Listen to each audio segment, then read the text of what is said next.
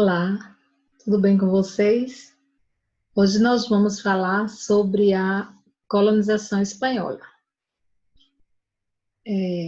A expansão do comércio europeu a partir do século XV impeliu várias nações europeias a empreenderem políticas que visassem ampliar o fluxo comercial como forma de fortificar o estado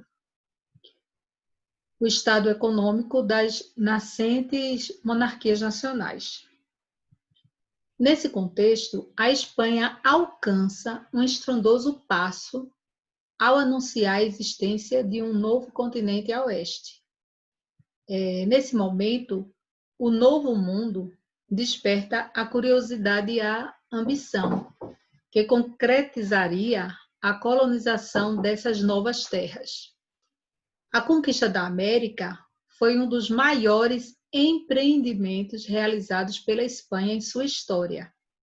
A chegada da expedição de Cristóvão Colombo na América em 1492 iniciou um processo que levou ao domínio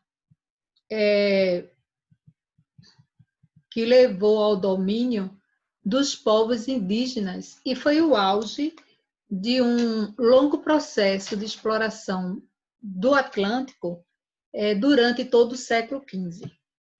O objetivo inicial de Colombo era alcançar a Ásia, que chamava na época de Índia, né? Ele queria alcançar a Índia, mas o objetivo era chegar na Ásia. Entretanto, a expedição de Colombo resultou na chegada dos europeus ao continente americano e iniciou o processo de ocupação e colonização. A conquista da América espanhola ocorreu principalmente por meio da violência, o que foi bastante ressaltado em relatos da época. Os contatos iniciais amigáveis logo foram superados pela ambição do espanhol de conquistar e explorar, principalmente a procura de metais preciosos. Com a chegada dos espanhóis em 1492, Isabel de Castela e Fernando de Aragão, conhecidos também como os reis católicos, fizeram uso de sua influência, conquistada após anos de luta contra os muçulmanos na Península Ibérica, com a Igreja Católica, e assim surgiu o Tratado de Tordesilhas, em 1494. O aval da Igreja Católica durante o século XV era extremamente importante, porque as decisões decretadas pelo Papa estavam acima das decisões dos reis. O tratado estipulou uma linha imaginária sobre a América e, assim, as terras descobertas a oeste da linha foram nomeadas como posse da Espanha e as descobertas a leste foram nomeadas como posse de Portugal. Como a gente já viu na outra aula, inclusive mostrei até no mapa, a linha imaginária que separava as terras da Espanha e de Portugal. Nas terras que foram consideradas espanholas pela Igreja, estavam duas grandes civilizações, astecas e incas. Essas civilizações eram conhecidas pelo avançado estilo de vida, possuindo um largo conhecimento sobre inúmeros assuntos, além de possuírem grandes construções, formarem sociedades extremamente complexas e organizadas. Os espanhóis haviam passado séculos lutando contra os muçulmanos na Península Ibérica, em um processo chamado de reconquista, e assim viram nas expedições à América uma nova reconquista, uma vez que os povos nativos não eram cristãos. Sobre a conquista da América, é importante considerar que quase não havia financiamentos da coroa para as expedições que, em geral, eram financiadas por banqueiros interessados no retorno financeiro dessas expedições, caso fossem encontrados metais preciosos. Entretanto, era necessária uma autorização da coroa para que uma expedição fosse realizada. Eles não podiam fazer as expedições de todo jeito, tinha que ser legalizadas, e a coroa era quem dava essa permissão. Hoje, sabe-se que inúmeras expedições foram realizadas de maneira clandestina. Toda expedição autorizada pela coroa tinha como obrigação o pagamento do quinto de imposto, que era a cobrança de um quinto ou 20% de todas as riquezas obtidas. A história nos conta a vitória dos espanhóis sobre os nativos à custa do extermínio desses.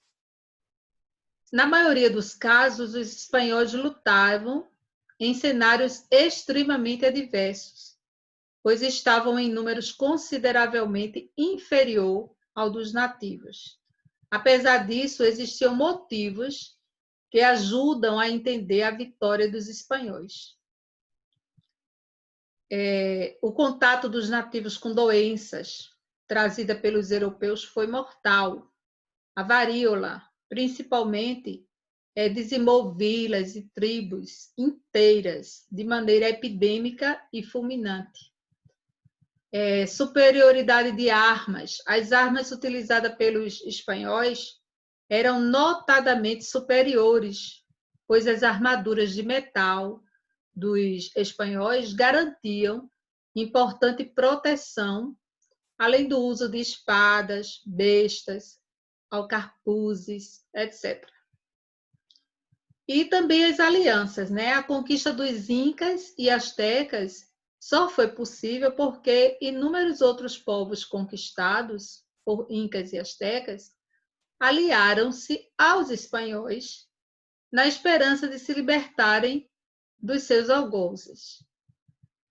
Nos primeiros anos, a colonização espanhola aconteceu apenas nas ilhas do Caribe, com a implantação de cidades e da mineração de aluvião. Rapidamente, as populações nativas do Caribe foram quase completamente dizimadas, como nos diz o relato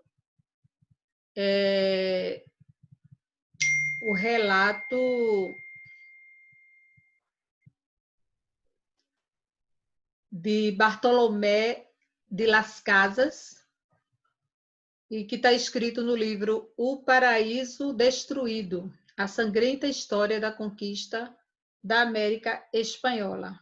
Então, esse relato diz o seguinte, que sobre esses cordeiros tão dóceis, ele se referindo aos nativos, tão qualificados e dotados pelo seu criador, como disse, os espanhóis se arremessaram no mesmo instante como leões e tigres cruéis.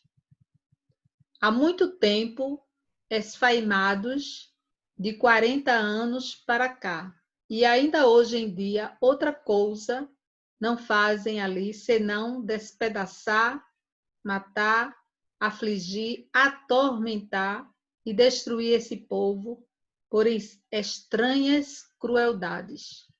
Como vos farei ver depois, de tal sorte que de 3 milhões de almas que havia na ilha espanhola e que nós vimos, não há hoje de seus naturais habitantes nem 200 pessoas. A ilha de Cuba está hoje como deserta. A ilha de São João e de Jamaica, ambas muito grandes e muito férteis, estão desoladas. Então, com esse relato, a gente pode ver que realmente os espanhóis usaram de muita crueldade para conquistar a América, conquistar essas terras. Em várias partes da América, entretanto, houve resistência dos nativos, que lutavam para sobreviver. Outros, em contrapartida, optaram por fugir. Além disso, muitos espanhóis tentaram defender os nativos, denunciando as violências cometidas.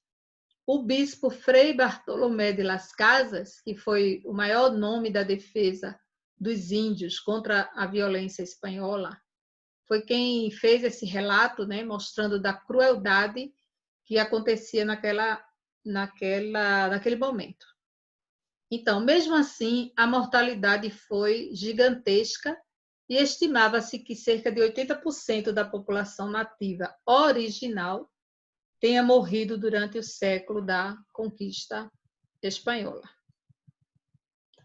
Ao chegarem por aqui os espanhóis, né, se depararam com a existência de grandes civilizações capazes de elaborar complexas instituições políticas e sociais. Muitos dos centros urbanos criados pelos chamados povos pré-colombianos superavam a pretensa sofisticação das modernas, desenvolvidas e civilizadas cidades da Europa. Apesar da descoberta, temos que salientar que a satisfação dos interesses econômicos mercantis era infinitamente maior que o valor daquela experiência cultural. Um dos mais debatidos processos de dominação da população nativa aconteceu quando o conquistador Hernán Cortés liderou as ações militares que subjugaram o Império Azteca e então controlado por Montezuma. Em razão da inegável superioridade numérica, nos questionamos sobre uma nação de porte tão pequeno como a Espanha foi capaz de impor seu interesse contra aquela numerosa população indígena.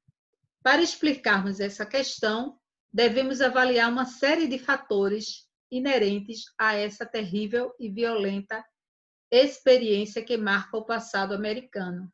Primeiramente, frisamos a superioridade bélica dos europeus, que contavam com potentes armas de fogo, né?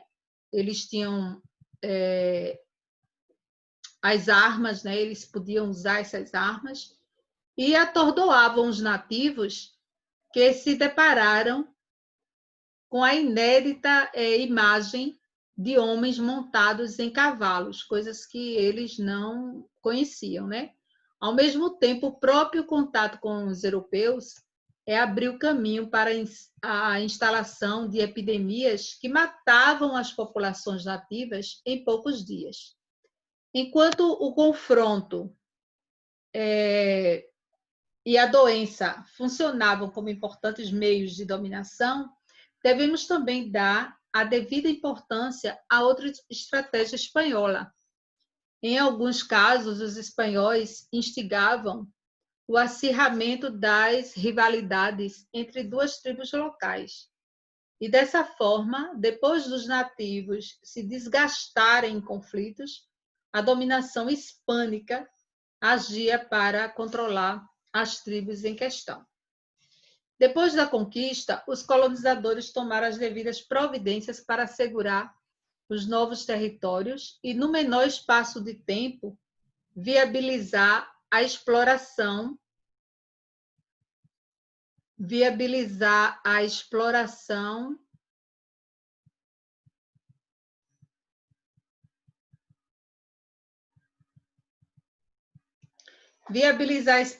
econômica de suas terras. Sumariamente, a extração de metais preciosos e o desenvolvimento de atividades agroexportadoras norteavam a nova feição da América colonizada. Para o cumprimento de tarefas, tamanha tarefa como essa, além de contar com uma complexa rede administrativa, os espanhóis aproveitaram da mão de obra dos indígenas subjugados. Então, eles começaram a fazer o que todos os colonizadores fizeram usar os índios no trabalho como mão de obra. Somente na passagem do século XVIII e XIX, momento em que a Revolução Industrial e o Iluminismo ganhavam forma, observou-se o fim da exploração colonial. Os processos de independência desenvolvidos por todo o continente abriram caminho para a formação de um grande mosaico de nações e estados que deram fim à colonização. Mas a gente ainda tem que afirmar que, contudo, os vindouros problemas mostraram que existia um longo caminho a se trilhar em busca da tão sonhada soberania. Nós podemos afirmar que os espanhóis, eles tinham a necessidade de conquistar, né, novas terras. Portugal iniciou e depois os espanhóis, vendo, né, a possibilidade de conseguir novos mundos, de conseguir novas terras, de conseguir matérias-primas e principalmente a dominação dos povos, houve esse interesse da Espanha também de fazer essa conquista. Agora, o que a gente também precisa dizer é que não, essas conquistas não foram somente com portugueses e espanhóis, porque nós vimos nas aulas passadas a colonização portuguesa, né? Então, nós vimos todo aquele processo de Portugal para poder conquistar o novo mundo. E agora a gente está falando sobre a Espanha, mas não ficou somente aí. A gente tem outros países, como a França, né? Como os holandeses, que também buscaram uma forma de conseguir também. Aquela questão de disputa comercial, de querer invadir e querer dominar os povos da América. A América, depois que foi revelada ao mundo, é que eu acredito que tenha sido uma forma de fazer com que os outros povos tivessem interesse de chegar aqui, de conquistar e de dominar. Então, a Espanha, como a gente acabou de falar, foi uma delas, e Cristóvão Colombo foi o principal personagem, aquele que deu início, né, a essas navegações e fez com que ocorresse a dominação espanhola e todo aquele processo de colonização que depois ao concluir essa colonização, a cultura espanhola também ficou na América, porque do mesmo jeito que nós herdamos dos portugueses, né, um pouco da sua cultura, a gente tem a cultura indígena, a gente tem a cultura do negro, a gente tem a cultura do europeu e principalmente dos portugueses. Assim também a Espanha também adicionou a sua cultura aos povos conquistados. Então, a América passou a ser considerada um espaço de curiosidade para que os outros povos pudessem vir aqui conhecer e dominar, ok? Vamos estudar, esse assunto é muito interessante, principalmente quando a gente assiste aquele filme 1492, A Conquista do Paraíso. Olha, eu sugiro e eu indico que vocês assistam esse filme, ele é muito bom. 1492, A Conquista do Paraíso. Assistam e vocês vão gostar. Tchau.